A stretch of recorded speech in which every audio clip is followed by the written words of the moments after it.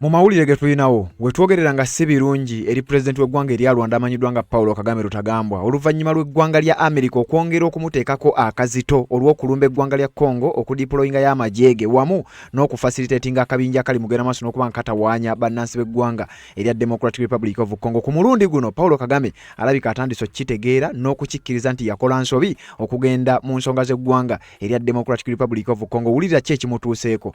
Eggwanga lya Amerika n'agamu ku mawanga amalala obuyambi Paulo Kagame Rutagambwa bwabadde ng'afuna okubeezaawo gavumenti ye butandise okugenda maaso n'okuba nga busalibwa. Wenjogerera era wenkoledde akatambi kano, Kagame afiiriddwa obuyambi bwa ssente ebitundu 97 ku buli 100 era nga zino ssente ze zimu ku ezo ezibadde ziyimirizaawo gavumenti ye. Ng'eno M23 egenda maaso n'okuba nga ekubwa, amagye ga Felix Tshisekedi gatandise okuba nga gasitula enkundi era nga wetwogerera ebifo ebisinga obungi bitandise okuba nga bidda mu mikono egya Felix Tshisekedi n'amagye ag'eggwanga erya Democratic Republic of Congo. Kakati ate Kagame basajja be bakubwa kyokka nga abateekamu ssente nnyingi okugenda maaso n'okuba nga bateekawo embeera mu ggwanga era Democratic Republic of Congo. Kati ku mulundi guno America kiki kyemukoze? Zino si sanctions.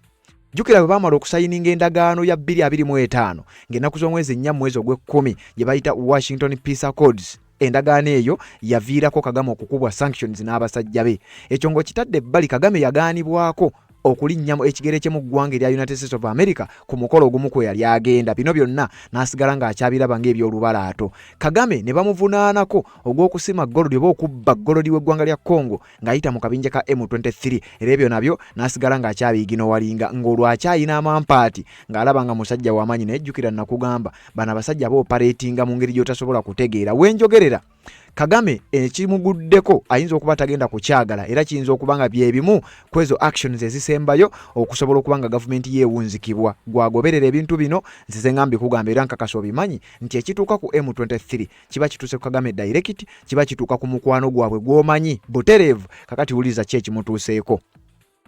Kigambibwa nti mu myaka nga gigi egiyise Kagame abadde ayina ssente zaafuna obukadde 2.6 oba ssente za dola 206 million US dollars nga bwozizza mu za Uganda obeera mu buwumbi nga 7 oba okunukkiriza nakatabalika.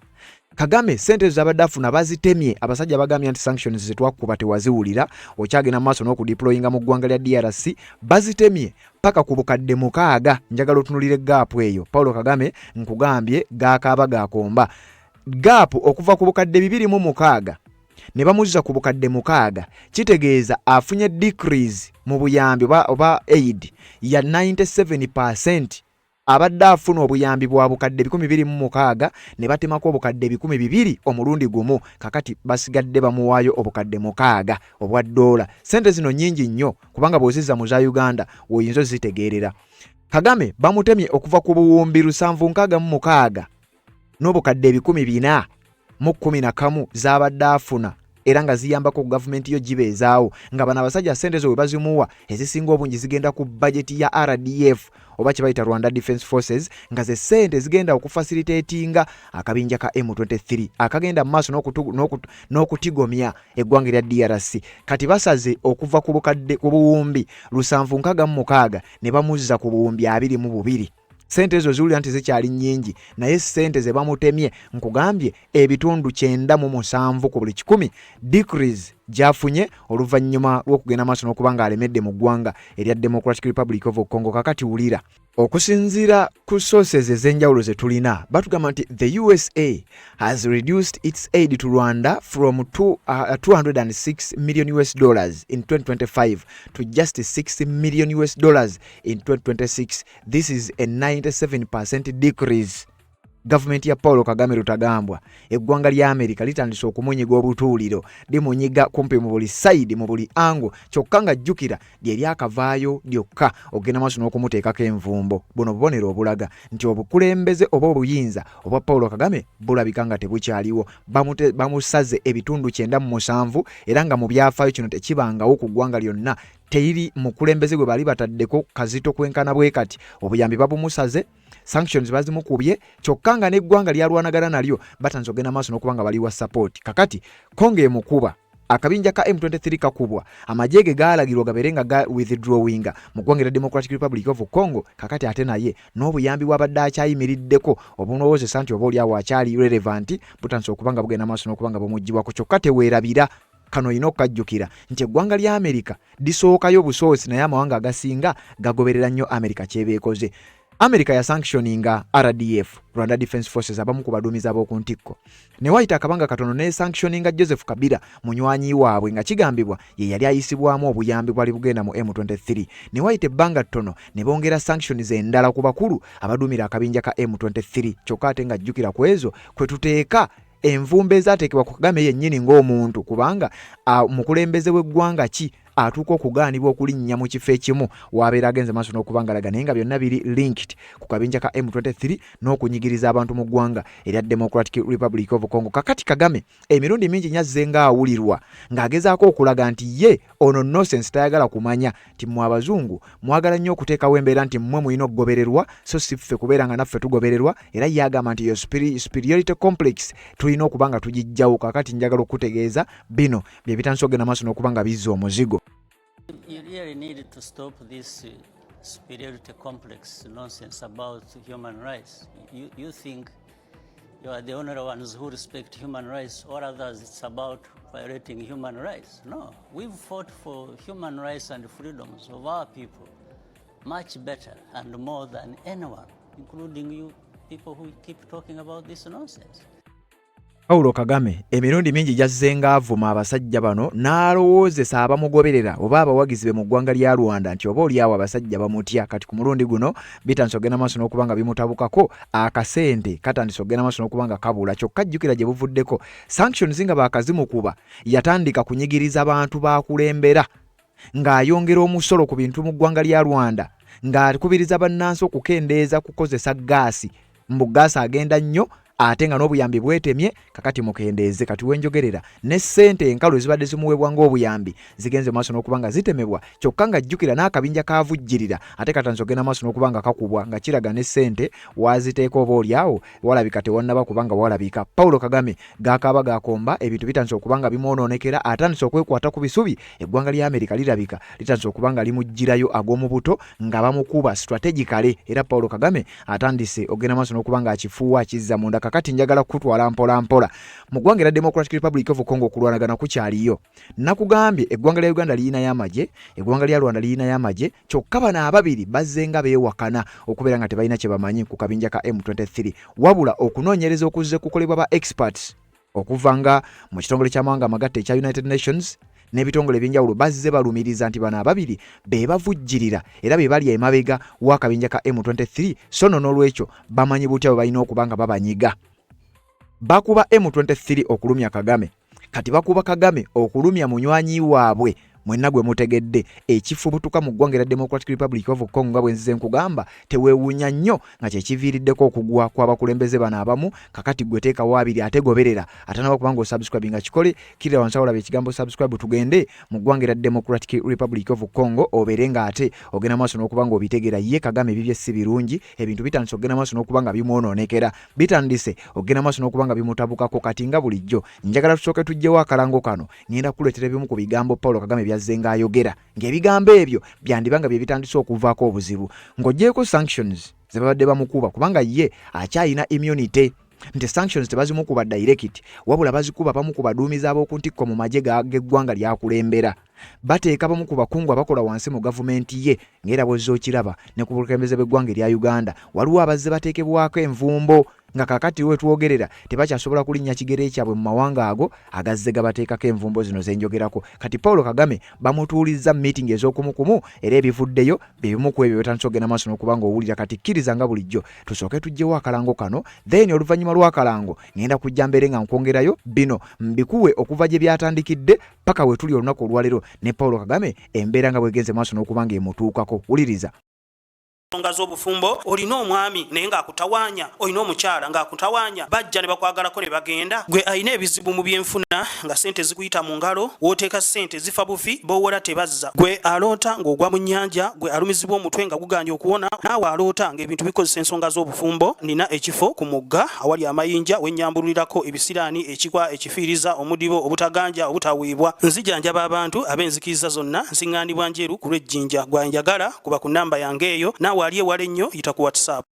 Yes, webale kubanga okyaliko naddala gwakyagoberera omukutu guno naddala gwe okusingira ddala amaze okubeera ng'osubscribinga nnyongera okujjukiza nti kkirira okwate n'ekkade aka notification kakuyambe okubeera omu ku abo abasooka okumanya buli we tuba tutaddeyo. Genda mu comment section teekamu obubaka ku nsonga zino zennyini nnyini w'otategedde tubeere ng'ate tujja tugende maaso n'okuba ng'ate tukwatawo nawo otegeerewo bulungi nnyo. Mu ngeri ey'enjawulo nnyongera okujjukiza ku mukutu gwaffe backup channel yaffe eyo eya Red Zone 2 so nja kukusaba ggwe akkiririza mu mpeereza yaffe nga bwe nzize nga nkugamba tuyina warning ku mukutu guno kwompulirira so tukuliyetinga backup channels zino zituyambeko oba oliawo in case nga waliwo ekibadde ku channel eno tusobola okudda wali n'obanga empeereza yaffe togimiisinga. Kati njogera kuggwa kkiririza mu kye tukola bw'obanga olaba kye tukola kigattako nja kukusaba channel eyo gisubscribingeko njipiininze wansi mu video eyo mu description ya video eno ojja kugiraba nja kukusaba obeere ng'ogisubscribingako. Twetaagako abantu nga 10 ndoza tubulayo abantu kati nga 9 oba nga 8 n'abagwamu tusobole okuba nga tuweera abantu 10 tuli batono nnyo kubanga kasa video ene ejja kulabibwa abantu abasukka mu 1000 singa buli omu agenda maaso n'okuba nga asubscribinga ku channel eyo ojja kuba ogassa ettaffaali ku nsonga ezigenda maaso n'okuba nga zikutuusibwako. Tugenze mu ggwanga erya Democratic Republic of Congo agagudde ku Paul Kagame alabika tagenda kugaagala. Batugambye the United States of America has reduced its aid to Rwanda from $260 million in 2025 to just $60 million in 2026. That is a 97% decrease. Paulo Kagame n'obukulembeze bwe mu ggwanga erya Rwanda bafeesinga wenjogerera akaseera akakazigizigi oluvannyuma lw'eggwanga eryo okutema obuyambi bwonna bwe badde nga bamuwa nga Paulo Kagame era nga pulezidenti w'eggwanga erya Rwanda. Abasajja bano bakimanyi nti obuyambi bano abasajja babubawa naye ne bwe baba ssente bazibawadde kuzimbira bantu nguudo ne baba baziwadde ssente zino okugenda maaso n'okuba baziteeka mu malwaliro oba okuyamba bannansi baabwe bano abasajja bakwata ssente ezo ze bafunye ng'obuyambi ne bagenda maaso n'okuba nga baziteeka mu interests zaabwe ate nga interests ezo tezigasa mu nnansi. Ekyo kiraba ne mu ggwanga erya Uganda tekiri mu Rwanda mwokka wabula nakugambye olaba nga bakuba M23 bolaba nga bakuba Kagame manya waliwo ne gwe bali mu kukuba indirect. Kakati obuyambi buno bana abasajja kye bakola abasajja ababubawa baba bakimanyi era bakusiriikirira ne bakuteekaawo naye essaawa yo bwetuuka eba etuuse. Kati Paulo Kagame kino kiba kano kaba kabonera akalaga nti batandise okumwetooloola. Be bamu be bamukubye sanctions, be bamu be bamusindiikiriza okuwithdrawinga amagye ge mu ggwanga lya Congo, be bamu be bali mu kufacilitatinga kati gavumenti ya Felix Tshisekedi amagye ga Congo ga FARDC gagende maaso n'okuba nga gafufuggaza akabinja ka Paulo Kagame. Kino kitegeeza Paulo Kagame bali mu kumwetooloola era akaseera ke akakazigizigi wano kaba katandise okuba nga kasembera. Kakati wuliriza batugambye batya obukadde 260 eza dola zabadde afuna paka mu mwaka gwa 2025 abasajja bazitemye ne bamugamba kale obutakusuulira ddala kati bamuwa obukadde 6 ku 260 batemyeko 200 kati bamuwa obukadde 6 kati bw'oba onaaziteeka mu interest zo kale teeka yeezo. Sente zino zikuddiza mu za Uganda okusobola okitegeera obulungi otegere distance gye bakubye Paulo Kagame mu nsonga z'obuyambi era ekimu ku bigenda omusirisa. Sente ezo bwoziza mu za Uganda abadde afuna obuwumbi 766 n'obukadde 411 okuva mu ggwanga lya Amerika. Ne bamugamba sanctions ze twakukuba tezimala ne bamutema ne bamuzza ku buwumbi 22 n'obukadde 322. Sente ze Uganda ze bamutemye ebyo bibe bitundutundu 9 ku buli 100 bye batemye eyo 97% nene ne gavumenti ebeera affected neyo gap esobola okubanga ewulirwa mu bbanga eritali ddene. America egambye tetugenda kusaagisa Paulo Kagame tugenda kukukuba paka ku ttaka. This is a major blow to Paulo Kagame and his government, who has seen a significant reduction in financial support and now has to look for alternative sources of revenue. Uliriza kigambibwa nti kino kye bakoze Paulo Kagame gwe gumu ku miggo gye bamukubye gy'abadde takubwangako okuva we yafuuka pulezidenti w'eggwanga lya Rwanda. Sente ze bamutemye zigenda musindiikiriza okugenda okunoonya sources endala gy'agenda okwewola sente. Jjukiragana amawanga oba tuwagala oba tetuwagala tegasobola kwebeezaawo nga tegalina kye bayita foreign aid. Kati foreign aid egamu ku mawanga gabadde gamuvujjirira nga liggwanga lya Amerika baamulabula ne bamukuba sanctions n'alaga nti ye ekyamazima emputtu erabika nzaale. Kati agenda kusindiikirizibwa okunoonya alternative endala okusobola okufuna source egenda okubanga emuwa kye bayita revenue eggwanga lye oba gavumenti asobola okubanga asobola ogiraaninga n'okufissaako ssente zagenda okubulankanya oba oliawo n'ezigenda okugenda mu kuyamba akabinja ka M23 kubanga ebyo bo babikola bannansi bo baba tebabimanyiiko era baba tebabyagala. Kakati Paul Kagame ali mu kusindiikirizibwa naye nkugambye kano kabonero akalaga nti batandise okumwetooloola. History has shown that leaders often begin to lose power when their sources of funding start to dry up. Kekalike nkugambye nti essaawa ey'akazigizigi jjukira nze nkugamba olaba M23 ng'ekubwa manya Kagame aba akubwa, manya ne munywanyi waabwe ali awo ebbali naye aba akubwa. Kati wano mu statement bakugamba nti abakulembeze bangi abazze bava ku buyinza oba bazze bajjibwa mu buyinza ng'ekimu ku nsonga oba obumu ku bubonero obusooka okulabika kwe kubeera nga funding zitandika okugenda maaso n'okuba nga zikeewa oba nga zikendeera. Kati ababadde bakuwa obuyambi gye bagenda maaso n'okuba nga bakendeeza oba nga babusala abantu nga ba Gaddafi, abantu nga ono abadde akulembera eggwanga lya Sudaani Omar Bashir, abantu bwe batyo obubonero bwe babadde balaba nga banaatera okuva mu buyinza bwe bubonero bwennyini obutandise okulabikira ewa Paul Kagame. Kakati ekijja kirabika si muntu. Once they can no longer finance their activities, the system that supported them begins to weaken and eventually a replacement is brought in to take their place. Nti nga bali bwe nkugambyeko babadde nga bayisibwa era obuyinza bwe bubadde nga bubajjibwako batandika okubeera nga bakendeera kugamba gye bajja ssente wagenda maaso n'okukendeera. Jjukira Amerika yeebaggyeko obuyambi. Amerika erina amawanga mangi geetegeerera nga gye bakoma okuggyako obuyambi nagana amawanga gagenda kugoberera amawanga naddala agali awo ku lukalu lwa Bulaaya nago kkiriza oba gaanira teekawo abiri ogenda galaba nga nago gatandise okulekera awo oba okukendeeza ku buyambi badde bawa eggwanga lya Rwanda ng'akabonero akalaga nti ono ye batandise ogenda maaso n'okuba nga bamwetooloola. Kasita anaatuuka mu mbeera ey'okubeera ng'obuyambi takyalina wa bujja ng'ate jjukira ne mu ggwanga lya Congo, jjukira nakugamba Kagame okubeera mu ggwanga lya DRC ng'adiployinzeeyo bamutadde mu katu. Amerika emugamba ajjayo amajeego kitegeeza talina gyagenda kubba bya bugagga bya mu ttaka by'abaddabba era kino kiba kitegeeza nti ekonome ye egenda kubeera affected kubanga kabinja kano nga wamu n'amajeege babadde bakola nnyo ebintu ebyo ebyokubba ebyobugagga bino. Kati ekyo kigenda kuba kiyimiridde.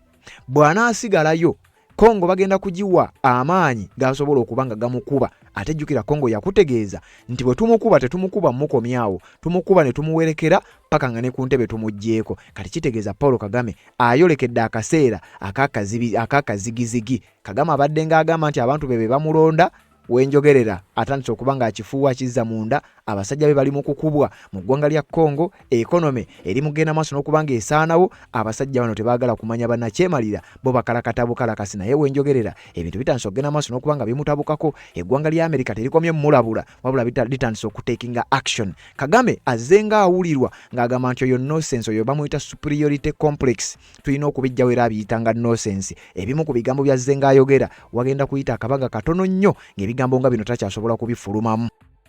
You really need to stop this superiority complex nonsense about human rights. You think you are the only ones who respect human rights, or others it's about violating human rights. No, we've fought for human rights and freedoms of our people much better and more than anyone, including you people who keep talking about this nonsense. Where we have taken our country from and where it is now speaks for itself. The rest of the stories just comes from this complex. You know, these two worlds where there are people who know everything about human rights and all kinds of things, and another world where people are just people who don't know. But these are our human rights. It's not, when we respect the things we respect in our countries, it's not for you, it's not for anybody else, it's for ourselves. Is it not So a universal you don't sit right? there. Yes, it is universal, but you don't sit there. If it is universal and you believe it, then you don't become the judge yourself. You don't start telling the others what to do, what they should not do, or that what they are doing is not to your satisfaction. Who are you? Or what the whole list you've been spelling out as if, you know, what is in Rwanda is really hell. In fact, forgetting the hell that we have gone through, that we stood against and sorted out when you were there just talking about more or less nonsense. Because Do you reject the accusations, for example, It's from Amnesty rubbish, International? absolute rubbish. You reject Rwanda is completely different from what it was 20. Kagame agamba Rwanda is completely different naye ng'ate eggwanga lyetaaga obuyambi naddala mu kadde kano. Kakati America emugambye anti ky'oyagala era ky'otegeezezza abantu. Kakati njagala okutegeeza nti kakati obuyambi bw'obadde ogenda maaso n'okuba ng'ofuna bukuggiddwako teweerabira nti Paul Kagame kikyali kizibu kati okugenda mu ggwanga lya America, kizibu kati okugenda mu ggwanga lya Bufalansa, kizibu kati okugenda mu ggwanga lya Belgium kubanga bo n'okubagoba yabagoba. Kakati kigambibwa nti bannansi bamubuuza akana n'akataano bamutadde ku nninga nti ssebo eggwanga lyaffe lisaanawo, eggwanga lyaffe liri bubi, twetaaga abasajja abo, kakati gwe otusalidde magezi ki? Kagame bannansi bagenda maaso n'okuba nga bamuteekako embeera, eggwanga lya America limutaddeko embeera n'abasajja be bali mu kukubwa mu ggwanga lya Democratic Republic of Congo. Kati genfuna wuliriza bulungi, genjagala ogenda maaso n'okuba nga nkuwa, njagala okutegeeza nti abasajja bali mugenda maaso n'okuba nga babate kwegamba Kagame bamutadde mu kattu, bali mu kumusalira magezi, bali mu kumuteeseza butya bwe bagenda maaso n'okuba nga bamwetoolola. Okumwetoolola kwabwe kubeere nga kuvaamu ekyamagezi naye nga kyamagezi kyekyo kumujja mu buyinza. Bino byapeninga nga waliwo bannansi abamu nga Bahutu, abamu nga bannansi abatali ku ebyo bo nga baagala nsi yaabwe kutereera. Abamu baddukira mu ggwanga lya America basinziireyo batandise okukola obukundi, batandise okusisinkana abakulu okuva mu gavumenti y'eggwanga lya America babagamba nti ssebo temusirika busirisi. Kati Kagame bamwetolodde ekane mu kibira. Kati wulira wano, Kagame okumanya bamukutta akalipo mu mawulire genfuna era genjagala okutegeeza agalaga nti Kagame ayidde. Wuliriza, minisita w'ensonga z'ebweru w'eggwanga erya Rwanda amanyiddwa nga Olivia JP Nduhungirehe, oyo gwenzize nga nkugamba, ali mu kukola kaweefube okulaba nga asisinkana minisita ow'eggwanga erya South Africa oera owa Foreign Affairs ng'ensonga yaki nti basisinkane bazzeewo enkolagana. Jjukira gye buvuddeko, South Africa eno mu lutalo lw'e Congo yalulimu era South Africa liya deployinga y'amagye naye waaliwo obutakkaanya obwafuni obwabalukawo era ng'eggwanga lya Rwanda lyerimu ku mawanga kati we twogerera nga tebakwatagana, babadde tebakwatagana bulungi mu n'eggwanga erya South Africa. Kakati minisita w'eggwanga lya Rwanda ali mu kukola kaweefube okulaba nga akwataga basisinkana ne minisita wa South Africa ow'ensonga z'ebweru w'eggwanga era nga kino kigambibwa okuba in fact minisita wa Foreign Affairs owa Rwanda ne minisita wa Internal Affairs w'eggwanga erya South Africa, Internal Affairs and Cooperation amanyiddwa nga Ronald Lamola. Kati Rwanda eri mu kumudyekadyeka basisinkane era okusinziira ku kiwandiiko kyenfunye olunaku olwaliro kinkakasa bino byengenda maaso n'okuba nga nkugamba nga Kagame afaaki nti singa abasajja bano America babeera serious, at least South Africa eno newankubadde si yensi ey'amaanyi, obadde okimanyi nti South Africa kati Kagame gy'atandise okuba nga addukira. Kyokka jjukira South Africa si yensi emanyiddwa ennyo mu kugaba obuyambi oba mu kuyimirirawo abakulembeze. Batugamba Rwanda is convincing South African ministers to meet in Pretoria. Wuliriza, Rwanda's Foreign Affairs Minister Olivia JP Nduhungirehe will travel to Pretoria on Wednesday for bilateral talks with the South African Minister for International Relations and Cooperation, Ronald Lamola, in the latest effort by the Rwanda to rebuild relations after more than a decade of diplomatic tensions. Okategedde Rwanda ebadde tekwatagana na ggwanga lya South Africa. Kati mukadde kano Paul Kagame Rutagambwa ne musajja we minisita avunaanyizibwa ku nsonga ez'ebweru w'eggwanga batandise okitegeera ti ekyamazima South Africa tugyetaaga oba tuwagala oba tetuwagala. Jjukira bano babadde beesigulidde ku kubeera nti balina M23 yaabwe ebalwanira olutale mu ggwanga erya DRC, bababbayo ebyokulwanya, babbayo ebyobugaga eby'omu ttaka ne bagenda maaso n'okuba nga bagaggawaza ewaabwe. Kakati wenjogerera bitandise okuba nga bibatuulamu, batandise n'okuddukira South Africa. Onaawulira Rwanda ne South Africa babadde bamaze emyaka n'ebisiibo ng'enkolagana yaabwe oba kyoyita diplomatic ties ng'ekyamazima tebadde nnungi. Kati wetwogerera eggwanga lya South Africa libalese era lyo likkiriza kyamujje tusinkane mujje twogere, naye nga kigambibwa nti eno eriko kino ekwegamba eno ensisinkano eno evudde ku pressure oba obunkenke obuli mu kuteekebwa ku ggwanga erya Rwanda.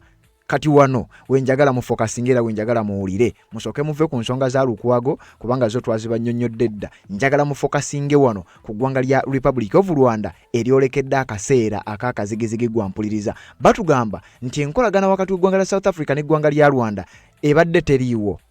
wabula kati mu kwagala okugizzaawo kivudde ku ggwanga erya Amerika embeera gye litaddemu eggwanga lya Rwanda, kubanga we twogerera Rwanda amawanga matono nnyo kati agasobola okumwesiga just lwakubeera nti Amerika emuggyemu obwesige. Ekendezezza obuyambi bwe baddeemuwa ng'eno sigino esindikiddwa eri amawanga amalala gabadde gamuwa obuyambi nga nago gajja kulekeraawo. Jjukira South Africa eri mu mukago gwa BRICS. Simanyi oba omulabawo nti kati Rwanda yandiba ng'etandise okutandika okusebengerera oba okutandika okwesembereza amawanga gali mu BRICS, era South Africa yandiba ng'egenda kukola nga bulooka okusobola okudyekadyeka oba n'okukwata Rwanda emutwale mu mukago gwa BRICS. Jjukira Rwanda newankubadde nga abamu ku bakulembeze abali mu mukago gwa BRICS akolagana nabo, naye si official, si oba enkolagana eyo teri official. Kati singa Rwanda akola ekintu ekyo n'agenda ne yegatta ku BRICS, eno gavumenti y'eggwanga erya Congo jjukira yo tekwatagana nabo. Tisimanya Russia, simanya Irani n'amawanga ago. Rwanda officially eba yerangiridde nti singa egenda mu mukago gwa BRICS nga bwegenza okukwatagana ne South Africa, kitegeeza eggwanga lya Amerika ng'ate ono BRICS mu lwabe waabwe. BRICS amanyiddwa bulungi nti ali mu kukuba dola currency ya America. BRICS bagala kukola currency yaabwe babere nga balwana currency ya America ya dola ebere nga evaawo nga yisiye financial system ey'amaanyi ekozesebwa obanga siye international currency egena maaso n'okubanga ekozesebwa. Kati Rwanda wakolera ensobi oba Paul Kagame wakolera ensobi n'akola kino gujja kuba musumaali gusembayo gwanaaba yeekubye. Era eggwanga lya America liri wali bbali liraba aliko sanctions bamutaddeko akazito. Kitegeeza eggwanga lya Congo bagenda kufuna kumpi buli kimu ekibadde kyetaagisa basobole okukuba eggwanga lya Rwanda n'obubinjabinja bwonna, era nga kigambibwa wandiwuliranga ne obukulembeze bwa Paul Kagame eyinza okuba entandikwa y'okubanga abuvaako. Kyokka teweerabira nakugamba buli wolaba Kagame ng'atuuka mu mbeera eyo manya ne munywanyi we aba ali ku bbali awo ng'alindiridde ekiva eri kiba kigenda kudda ku ono. Batugamba the pivot direct breach of the US brokered peace accords is one of the problems. The pivot in Washington's policy is tied directly to the collapse of the Washington Accords for Peace and Prosperity signed in December 2025. The peace deal required both Rwanda and DRC to cease backing proxy armed groups. However, mere days after signing, Rwanda-backed M23 forces captured strategic cities of Uvira, Goma and Bukavu, as well as vital mining corridors. Nti ekimu ku biri mu kutulugunya Kagame n'okumutuusa mu mbeera eyo kwe kubeera nti yagenda mu ggwanga lya Amerika ne basisinkana omukulembeze wa Amerika amanyiddwa nga Donald Trump nga bali wamu ne Felix Tshisekedi ne basayininga endagaano y'okuyimiriza okulwana nti buli omu alekeraawo okuvujjirira proxy militias oba obubinja obwo obugenda maaso n'okuba nga butulugunya emirembe oba kye tuyinza okuyita proxy armed groups. Nti Congo erekeraawo okuvujjirira akabinja ka FDLR Kagame ke yeekwasa, kubanga jjukira Kagame abadde nga yeekwasa akabinja ako nti yensonga lwaki adeployinga amajege mu ggwanga erya Democratic Republic of Congo, era yatuuka n'okugamba nti ye eyo bagiyita defensive measure, era yagamba ye tagenda kgenda maaso nakubanga ajjayo amajege. We refuse to remove our defensive measure, byali bigambo bya Paul Kagame. We refuse to remove defensive measures, whether it means troops and whatever else, we call it defensive measures. And in your logic, why would a threat be against me? And you are asking me to remove my defensive measures, but you are not dealing with the threat. What is the logic? What ordinarily, what would anybody define defensive measures as? To do with the problems that are in Eastern Congo. It means a number of things. It means you may use equipment, you may use troops on the ground, it means to defend that territory. So I don't understand the contradiction. It is actually to defend our border. So if I'm defending my border, one morning I'm in 5 kilometers or 10 or 20 because of what I identified as the threat. And in another week, they have pulled back, or in another week, if there was an equipment to deal with the matter, that is threatening you, so what, I mean, there is no contradiction. Defensive measures have always been outlined as being there. Kagame agamba nti ekiri ye kyakola mu ggwanga lya Congo defensive measure kwetangira ku kabinja ka FDLR kakati America netegeeza Felix Tshisekedi nti kale akakabinja kasattulule era kajjeeko ebyokulwanyisa. Felix Tshisekedi ne gavumenti ye ne batandika ku nteekateeka ezo. Ekisinga okwewunyisa, Paulo Kagame n'alemerayo mu ggwanga erya Democratic Republic of Congo era eggwanga lya America ne litandikira okugenda maaso n'okubanga limuteekako akazito. Bwe bava ku pressure gye baali bamuteekako obuteesi nga bamupressurizinga bagenda maaso n'okukuba sanctions abamu ku baduumizi ab'oku ntikko mu majeege. General Mubaraka Muganga ono nga ye Chief of Defense Staff ono yakulira amagye ga RDF bamuteekako envumbo takkirizibwa kulinnya mu ggwanga lya America yadde okubaako kyakolerayo.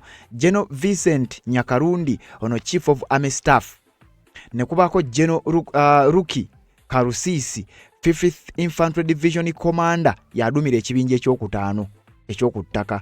General Stanislas Gashugi ono yadumira kibaita Special Operations era nga ye commander waakyo kyoyinza okuyita SFC ey'eggwanga lya Rwanda oba SOF eggwanga lya Rwanda yagenda maaso n'okubanga ate akulira akabinja ako. Eggwanga lya America ne lidocumentinga abantu bano ne liba blacklistinga ensi yonna negenda maaso n'okubanga ebategeera. Bino byonna nga bikolebwa oluvannyuma lw'eggwanga lino okubeera nga liremye obanga Paulo Kagame agubizza omutwe aganya okuva mu ggwanga era Democratic Republic of Congo. Kati gye buvuddeko twakuwadde amawulire okumanya Kagame ayidde, gye buvuddeko twakuwadde amawulire ng'amagye ga RDF galabiddwako nga gatandise okuvaayo mu bitundu ebimu newankubadde nga bamuwadde omwezi gumu n'ekitundu era ng'ogwo omwezi gumu n'ekitundu kati n'omwezi guleka tegukyawera kubanga okutuuka mu makkati g'omwezi ogujja amagye galina okuba nga gavuddeyo. America egambye nti kirabika kino tekimala katwongere okugenda maaso n'okuba nga tukukaliga ssente obuyambi bw'abadde afuna batandise okugenda maaso n'okuba nga bamuteekako kye bayita financial pressure.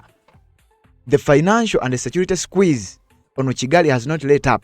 Following the initial March 2026 actions, the US Treasury levied fresh targeted sanctions on June 2nd, 2026, hitting M23's Chief of Intelligence John Imani Nzenze. Mujjukira mawulire ge nabawa ng'omu ku baduumizi ab'akabinja kano aka M23 nga nabo baali bamaze okubanga bateekebwako envumbe eggwanga lya America lyali terisaaga. Baakwata John Imani Nzenze onoomu akulira kye bayita intelligence oba Chief of Intelligence mu kabinja ka M23 ne bagenda maaso n'okubanga bamuteekako envumbo era ng'ezo envumbo bazimuteekako nga bbiri omwezi ogw'omukaaga omwezi guno amawulire nagakuwa nga kigambibwa nti oyo omusajja ne Paulo Kagame baali bati ono ye gwakubirirwa Paulo Kagame naddala ku nsonga za M23 newankubadde omanyi Basultani Makenga newankubadde omanyi abalala abali awo mu kabinja kano. America neegamba kakati nabano nabo tulina obbateekako embeera. Ekyewuunyisa America bw'ekola kino gw'olaba America naye nga kigambibwa n'amawanga amalala gagenda mu maaso n'okubanga gateekawo embeera. Kati bino tebyakomaawo ziba teziri busa. Kagame nkugambye agenze maaso n'okubanga afeesinga akaseera akakazigizigi. Ulira statement yeno. International donor funding to the Republic of Rwanda government has faced significant suspensions and restructuring within the last 5 years, 2021 to 2026, primarily driven by the conflict in the neighboring Democratic Republic of Congo and a major overhaul of the United States foreign assistance. Olwa influence y'eggwanga lya America, amawanga gonna agabadde gawa Paulo Kagame Rutagambwa obuyambi mu myaka ng'etaano egiyise batandise okugenda mu maaso n'okubanga babusala, batandise okugenda mu maaso n'okubanga bamanya nti ono musajja tayambika era si mulungi kukola naye. Amawanga gatandise okugenda mu maaso n'okubanga bamuteekako akazito, basaza obuyambi. Ekisinga okunyiiza n'okuluma bannansi be banyigirizibwa naye bano abakulu ye aba akimanyi nti siina lugendo, akimanyi ekiddako n'ekijja nti si muntu n'obukulembeze bwe buli mu lusuubo naye ye tayagala kumanya, asigala akola ekyo ekiri mugenda maaso n'okubanga kimukubya. Wabula abantu ba bulijjo be basigala babonaabona kubanga ekonomi eba egwa. Eggwanga lya America lyagenda maaso n'okumuteekako akazito n'amawanga amalala ne gagoberera nga bwe nkugambye nti America einfluencinga amawanga mangi. Kati Paulo Kagame amawanga gonna agabadde gamuwa obuyambi. Teweewunya nga Paulo Kagame ajoyininze BRICS ali mu kunoonya nkolagana wakati we n'eggwanga lya South Africa butya bweyinza kuddawo kubanga alabye abasajja bano kibatandise okugenda maaso n'okubanga bamusibira ekikookolo. Singa ajoyininga BRICS ekinaddirira ojja kuwulira. Kagame obuyambi bwe bazze bamuggyako buno si bwe busoose. Bamuggyako ojjukira ekitongole kya USAID United States Agency for International Development restructuring and funding freeze following a sweeping suspension and restructuring of U.S. foreign assistance under the Trump administration in early 2025. Approximately 83% of programs operated by the United States Agency for International Development, USAID, in Rwanda were shut down or frozen. This resulted in an immediate cancellation of numerous development contracts. Bino bigenza okujja nga n'ekitongole kya USAID jukira Trump we yalayira ekitongole kya USAID obuyambi bungi obwajjibwanga ku mawanga ekitongole ekyo kyaggalawo obuyambi projects ez'enjawulo ze baakolanga ku lukalu lwa Afirika okusinga ne Rwanda yali emu ku mawanga agaafiirwa projects ezimu ezigambibwa okuba nti zaali ziri funded by ekitongole kino ekya USAID. Kakati oluvannyuma lw'okuba nti Trump we yalayira okufuuka president w'eggwanga eryo ekitongole kino kyaggalawo era ne bakendeeza ku buyambi obwali bugenda. Kakati Rwanda erina projects nyingi ze yafiirwa. Ojjukira ddiiru gye nakugamba eggwanga lya UK mwe lyali lyagala okuleetera abamu ku baali ba immigrants, illegal immigrants abaali bali mu ggwanga lya Bungereza nga tebalina mpapula, nga UK yagala ebaleete mu ggwanga lya Rwanda ne bagikozesa programu negenda maaso n'okuba nga eteekamu ssente obuwanana bagende maaso n'okuzimba facilities we bagenda okusuza abantu bano nga bakitegedde nti eyo ddiiru bagenda gikubamu akasente. Ddiiru yayiika eggwanga lya Amerika oluvannyuma lw'okulayira kw'omukulembeze aliko Keir Starmer n'agenda maaso n'okuba nga asazaamu ddiiru eyo. Oluvannyuma lw'okusazaamu ddiiru, Paulo Kagame n'afiirwa ssente obuwumbi n'obuwumbi n'agezaako n'okuddukira mu kkooti, wabula kkooti yasala ng'omusango egusaze eguzza ku sayidi ey'eggwanga lya UK. Paulo Kagame ngezaako okusigira ekifaananyi kiki ekimutuuseeko essaawa yonna waliwulira nga abannansi b'eggwanga lya Rwanda abayaayanira enkyukakyuka bagirabyeko kubanga Paulo Kagame ebibye si birungi yadde eddakiika n'emu. Kakati wulira kati okumanya n'okwongera okukulaga nti ebya Kagame si birungi naddala financially era nti gavumenti y'essaawa yonna eyolekera akaseera ak'akazigizigi. Kigambibwa waliwo kye bayita President's Emergency Plan for AIDS Relief PEPFAR. Eggwanga lya Amerika lyalangirira kye bayita Stop Work Order mu mwaka gwa 2025. Kagame alina ssente ze yafunanga abasajja ne bamanya nti ssente zinazikozesa bubi oba oliawo ze zimu kuzivujjirira akabinja ka M23 baaziyimiriza. PEPFAR Clinical Service Interruptions. The US government issued a stop work order in early 2025 that briefly halted direct clinical and data reporting funding through the President's Emergency Plan for AIDS Relief in bracket PEPFAR, forcing the Rwandan Ministry of Health to temporarily step in with the domestic resources to prevent service disruption. Baali balina akasente ke bafuna era nga akasente kano kaali kava mu ggwanga lya Amerika wansi w'ekitongole ekyo kye nkugambye. Kati oluvannyuma lw'eggwanga lya Amerika okuyimiriza ssente ezo kyawaliriza minisita w'ensonga z'ebyobulamu mu ggwanga lya Rwanda okuwa mmanta bwe baali bagenda okujja ssente nga tebalabawo. Teweerabira nti bano babadde bamaze ebbanga nga babba n'ebyobugagga eby'omu ttaka mu ggwanga lya Congo. Kati ekyo kyakendeera tebakyabba bya bugagga bino ku sipiidi kwe babadde babibbira, tebakyafuna ssente ezo ku sipiidi kwe baalinga bazifunira. Kati njagala okutegeeza oluvannyuma lwa Amerika okubaako bino byegenda maaso n'okuyimiriza ssente ezajja nga zaakuyambako balwadde ba siriimu e Rwanda. Kigambibwa nti abasajja baazikozesanga mu byabwe. Minisita w'ensonga z'ebyobulamu yasindiikirizibwa ye ne gavumenti ye ne batandika okunoonya butya bwe bagenda okufuna ssente domestically.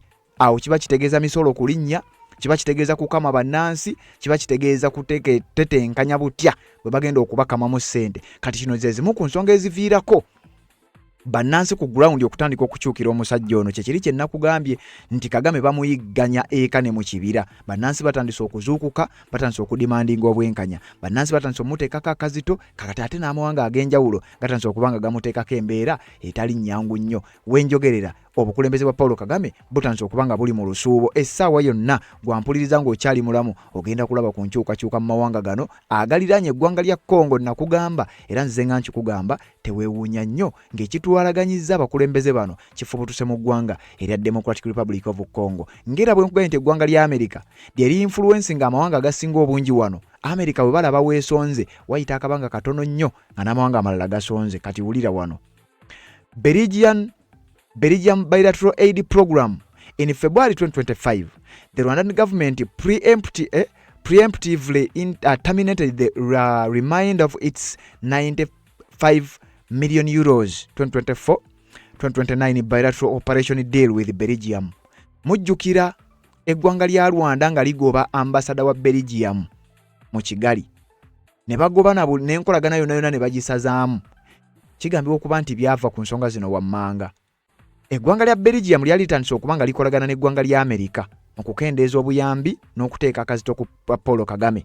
Kati Kagame kye yakola n'agamba Belgium kati wano mu ggwanga lya Rwanda vaawo kubanga kitegeerekese, era Kagame mu kiwandiiko kye baawandika baalinga balaga nti Belgium ebabega naye nga yali tebabega, wabula baali bakitegedde nti Belgium erabika etandise okuba nga tekyakolagana bulungi na gavumenti ya Paul Kagame. Baalina ddiiru gye baali basayininga kye bayita bilateral cooperation deal nga bagisayininga ne Belgium nga egenda kutambula okuva 2024 paka 2029. Eyo baagisazaamu, yalimu obukadde bwa euro 95. Ezo zonna ssente Paul Kagame afiiriza eggwanga, naye ate tafiiriza ggwanga lyokka, naye yennyini yeeteeka mu kaseera k'akazigizigi. Era agenda maaso n'okuba nga ateekerawo embeera ye yennyini nga yeeterawo embeera egenda okugenda maaso n'okuba nga emusuuza obuyinza. Ggwanga lya Germany mu mwezi ogwokusatu 2025 lyagenda maaso n'okuba nga likendeeza ku buyambi nalyo bwe bwali bawa eggwanga lya Rwanda, era kigambibwa okuba nti Rwanda yafiirwa obukadde bwa euro nga 93. Obukadde bwa euro nga 93 ngezo ssente zaali ziva mu ggwanga lya Germany. Rwanda era mu mwaka gwa 2025 mu February eggwanga lya United Kingdom oba UK bagenda maaso n'okuba nga bateeka bapoozi nga kye bayita bilateral development aid. Sente zaali zigenda mu ggwanga lya Rwanda sectors ez'enjawulo ne zifiirwa obuwumbi n'obuwumbi. Gavumenti ya Rwanda gavumenti ya Paul Kagame bwe yali egenda maaso n'okuba nga efuna eggwanga lya United Kingdom ne balekeraawo. Oluvannyuma lwaki bayita UK military training support okubeera nga nayo baagiyibiriza eggwanga lya UK lyali liwa eggwanga lya Rwanda naddala mu nsonga z'ebyokwerinda.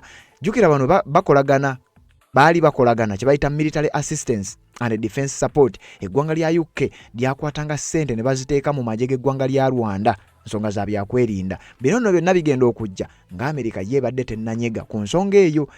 Eggwanga lya United Kingdom lyayimiriza obuyambi bwe baali bawa Kagame ku nsonga z'ebyokwerinda. Oluvannyuma lw'okuyimiriza obuyambi obwo embeera yatandika okuba nga emukyukira. Kyokka ziba teziri busa. United States of America government implemented the restrictions and defense-related sanctions on Rwanda within this 5-year window. Eggwanga lya Amerika nalyo ne liteeka akaseera ak'akazigizigi ndoza ne likuba omusomaali ogusembayo nga bakuba Paul Kagame sanctions ez'amagye ag'eggwanga erya Rwanda n'obuyambi bwonna obwali buva mu ggwanga lya Amerika nga bugenda eri eggye lya RDF oba Rwanda Defense Forces bonna ne bugenda maaso n'okuba nga buyimirizibwa. Kakati awo Paul Kagame n'aba nga asigadde mu bbanga, kyokka nga ku bino kwogasse n'ezo ssente ze nkugambye zagenze maaso n'okuba nga afiirwa oluvannyuma lw'amawulire gano okujja. Kakati Paul Kagame kigambibwa nti ebbanga lyonna lyamaze nga alimba ensi nti alina ebyobugagga eby'omu ttaka, ke kaseera bino bitandika okuba nga bizuulwa. Jjukira gye buvuddeko nakuwa amawulire. Katambi kano kanka kwongere. Paul Kagame ng'agamba nti si Kongo yokka ffe tulina obujja, si Kongo yokka gye muba muwaana erina ebyobugagga eby'omu ttaka, naffe tubirina. Ate oba oli awo tulina n'okuba nga ebyaffe bisinga ebya Kongo, naye kuva ddi nga Kagame obanga eggwanga lya Rwanda balina ebyobugagga eby'omu ttaka? Jjukira ripooti yafuluma nti ebyobugagga eby'omu ttaka ebitundibwa ku lukalu lwa Bulaaya ebisinga nga bitundibwa ggwanga lya Rwanda biri branded nti biva Rwanda naye nga bibadde bisimibwa bibbibwa mu ggwanga lya Kongo. Kati Paul Kagame yagezaako okutegeeza ensi nti naffe tubirina, si Kongo yokka yeebirina. People have falsely believed that everything that DRC is known to have is only in the DRC, nowhere else. So if you talked about minerals in Rwanda, and they do exist, people would just say, no, this is not Rwanda as it is from DRC. Like you have said, whether tungsten, tin, tantalum, it's all of these exist in Rwanda, in fact of super quality, much better than you would find in other places, like tungsten. I think we are now number 4, I'm told, in the world, if not first in Africa. We produce that, and this came to our knowledge for quite some time. We have had a company that is US-based, Trinity Metals, that actually made the findings and has invested over a long time and has been mining and always improving on how much they can process within the country and so on and so forth. So this has now come out clearly that whatever we have in this area has nothing to do with the DRC. It is Rwanda's. Even other areas, we have barium, we have other critical minerals, lithium, and so on and so forth. These are essentially critical minerals, and have some gold. Maybe Congo, DRC has more gold than we do, but we have gold. So it can't be seen that every gold we the price is high right now. yes, that every gold we export is coming from DRC. But if anything, the neighboring countries, the other neighboring countries to DRC, actually from DRC through those countries, there is much, much bigger volume than anything that goes through Rwanda. But Rwanda is always picked on, and that relates to this conflict and other problems we have had in history. Just trying to play a blame game against Rwanda and then cover up everything else that goes on under that, like even support for FDLR and many things that happen. Kagame agezaako okugamba era asiiga ekifaananyi nti ebyobugagga eby'omu ttaka mu ggwanga lya Congo yokka si y'ebirina, nti naye eggwanga lye mbu nalyo lijjudde ebyobugagga eby'omu ttaka. Era mbu abagamba Congo nti yeyina ebyobugagga eby'omu ttaka yokka mbu babyogera lwakuba nti balinayo interest mu ggwanga lya DRC, mbu era kyekiboogeza ebyo bigambo bya Paulo Kagame. Kyokka eggwanga lya Amerika lizze nga limukuba sanctions, era abadde nga arespondinga ku sanctions ezo, nga ne mu njogera gy'ayogera alaga tetulina kyakkola, tulina okubeerawo, era nga naye alaga akimanyi bulungi nnyo nti sanctions ezo ziri mu kukosa ekonome ye paka we tutuukidde ku nsonga kankuzeyo k'emabega. Paulo Kagame nga bakamukuba sanctions yagezaako okurespondinga ku sanctions ezo, era n'ategeeza eggwanga erya United States of America bigambo ki bye yali agenda maaso n'okuba nga abagamba. Kuliriza akatambi kano then nze nzije nkwongereyo. Nowadays, none of us can afford to be indifferent to geopolitical trends. Whether or not you believe that there was a rules-based international order, it is clear that changes are underway which will affect all of us. It is predictable that Rwanda, even as a small country, is caught up in the middle in its own way. One thing that has not changed, however, is that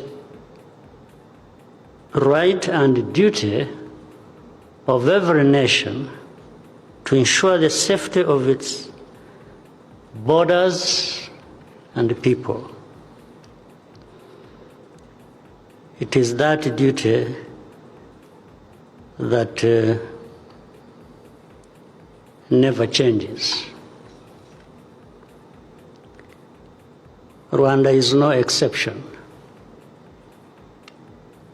And yet, for reasons that continue to elude us, Rwanda is consistently asked to ignore threats to its security and compromise its national defense. The conflict in eastern DRC is not new. It's neither new nor is it too difficult to understand. It has been prolonged for decades due to neglect and complacency, notably by those with the power to make the biggest difference in resolving it. Rwanda's security concerns stem from the continued presence of the FDLR and its violent extremist ideology, which is the ideology of genocide. Unfortunately, that seems to have some backers in the region. Ensonga z'obufumbo olina omwami naye ng'akutawanya, olina omukyala ng'akutawanya, bajja ne bakwagalako ne bagenda. Gwe alina ebizibu mu byenfuna nga ssente zikuyita mu ngalo, w'oteeka ssente zifa bufi, b'owola tebazza. Gwe aloota ng'ogwa mu nnyanja, gwe alumizibwa omutwe nga guganja okuwona, naawe aloota ng'ebintu bikozesa ensonga z'obufumbo. Nina ekifo ku mugga awali amayinja we nnyambululirako ebisiraani, ekikwa, ekifiiriza, omudibo, obutaganja, obutawiibwa. Nzijanjaba abantu ab'enzikiriza zonna, nsiŋŋaanibwa njeru ku lw'ejjinja. Gwanjagala kuba ku nnamba yange eyo, naawe ali ewala ennyo yita